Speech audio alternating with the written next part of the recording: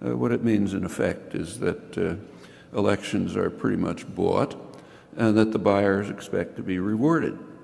And that happens all the time. It was illustrated very clearly in the last U.S. presidential election in 2008.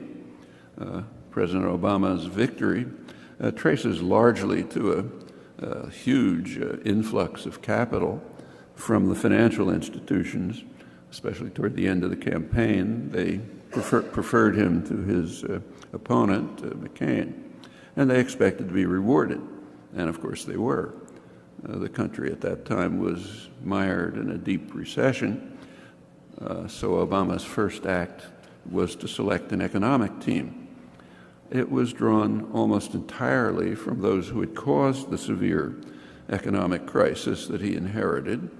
He systematically avoided critics of their practices, including quite prestigious ones, Nobel laureates.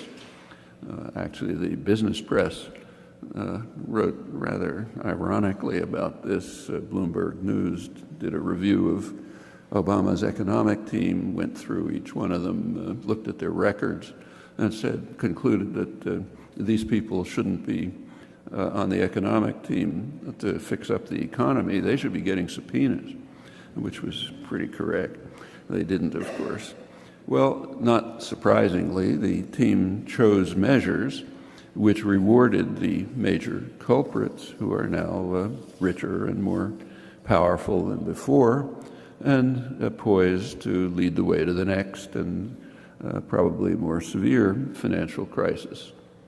Now, there was recently an interesting article about this by the special inspector of the bailout programs, Neil Barofsky.